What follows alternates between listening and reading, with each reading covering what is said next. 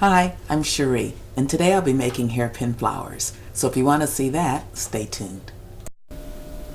Okay, you'll need fabric. The sheer chiffons are really nice. I made this one here. Oops. This is like a print georgette, which made that one.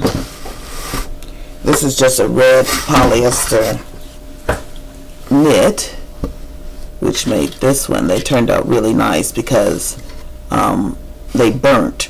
There was a lot of polyester in there. It was all polyester, so it burnt and made that really nice antique type feel to it. Yeah, the greens, they're cute. It needs to be something, definitely has to have man-made fiber, because it's the man-made fibers that burn, or melt rather, and cause the leaves to curl up. So it has to have, you have to have man-made fibers. Also, you need some little circles to make your pebbles. Just cut them out, petals, sorry. Just cut them out of, a piece of paper that you can cut around. This one's 5.5 centimeters by 5.5 centimeters diameter, or 2 inches. This one's 4 centimeters diameter, or 1 3/4 inches. And this one's 3 centimeters diameter, or 1 inch. So just, those are your patterns or your templates. You can sew them onto almost anything. As you can see, I've sewn them onto a stretchy headband here. I've overlapped the flowers when sewing them on so that when the headband stretches, they'll sit evenly around my head. As you see here, this one's been put on a bobby pin, this one's on a hairpin, this one's on a hair clip. This one's interesting. I've alternated the colors of the petals. I got a dark purple and a light purple and alternated the petals, and it ended up quite nice, very antique-like. You need a candle, tweezers, hairpins, bobby pins, or hair clips, whatever you choose to sew the flowers onto, and a needle and thread. Thread your needle 2 or 3 times so you have a nice thick cord to work with. Now cut out several circles of your fabric, and let's get started.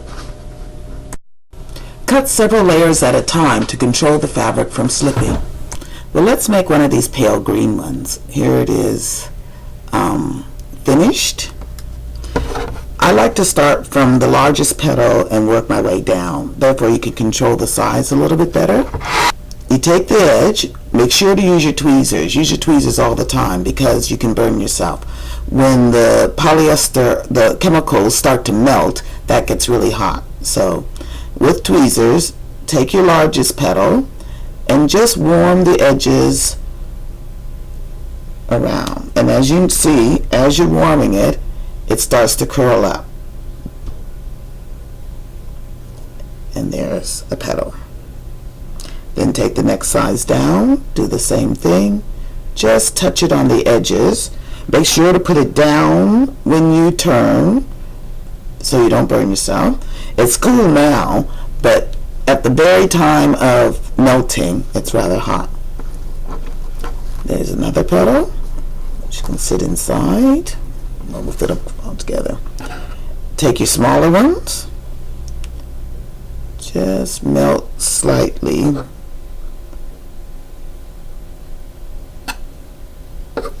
Set that inside. Now, sometimes 3 are enough.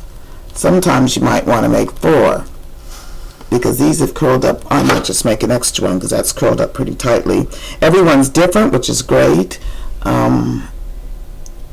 Gives them quite a uniqueness to them. This time I'm going to make sure I only burn just a little bit so it doesn't curl up so tightly. The closer it is to the flame, the hotter it gets, the tighter it curls.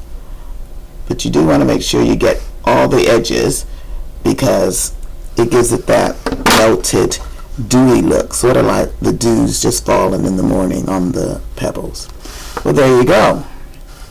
That's it. Then you take your needle and thread, and you decide what you're going to sew it on. You can sew it on many of things. You can put it on one of these clips. You can put them on the hairpin, like see that one's on a hairpin, or you put it on a bobby pin, whatever you like. I knot in the end. That's your center, or the stigma, I think it's called, of the flower. And just poke your needle through the center so that the knot shows. Come back in that same exact spot, secure it a few times. You can have many of those in the center. You know, some flowers have a lot of them. I like just the one. Keeps it simple, easy to make. Nice fat knot in there. And then you decide whatever you're going to hook on the back. Like I said, I like hairpins. Just pull the back, give it a couple of more stitches for security.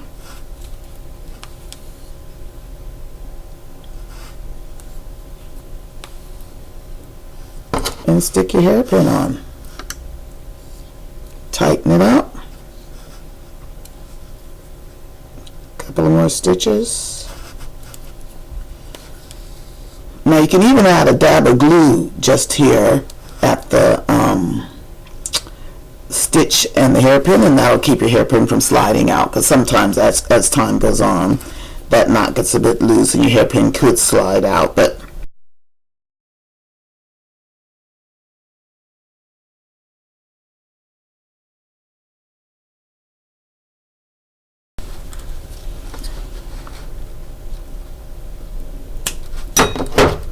and there you are, a cute little hairpin flower.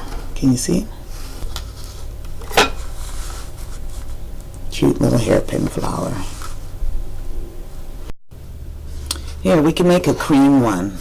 They turn out really nice. Now be sure to always test your fabric on the flames to see how it's going to curl. Not all fabrics curl. I tried it on a lace that didn't work at all. Okay, so once again, just on the edge, just slightly.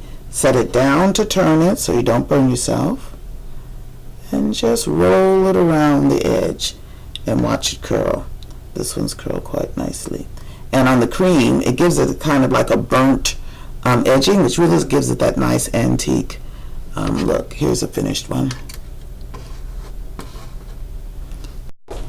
Continue to melt your way around the outside of the petal, working your way down from the larger ones down to the smaller ones. To control the size of the petals, pull further away from the heat. The closer the fabric gets to the fire, the hotter it is, the closer and the tighter it'll curl up. Put the three petals together and then decide what size you want your fourth one to be. Sometimes it's good to duplicate, like maybe duplicate the second petal, the middle petal, and offset them. It makes it a more interesting flower. In this one, I want my last petal to remain large, so I'm using the largest piece, largest circle, and keeping it as far away from the flame as I can to try to keep it as large as I possibly can. Okay, fit them all together, and there's your flower. Now, I've got 6 strands of thread here, and knot it. Use your knot as the center of your flower. So just thread your needle through the center of the 4 circles, making the knot remain in the center, and then go back and forth, giving it a nice juicy knot so it'll stand out clearly. Pull it towards the back, give it a couple of stitches to secure it, and then hook on your hairpin or bobby pin or clip or headband, whatever you want to hook onto there.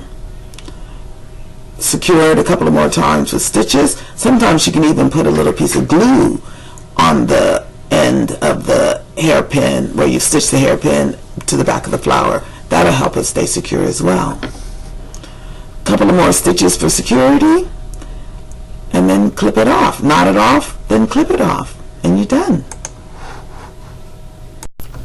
I first saw these on a scrapbooking TV show. They were making theirs for their scrapbook pages, but I thought they'd look cute as hair accessories. So I hope you enjoyed my hairpin flowers.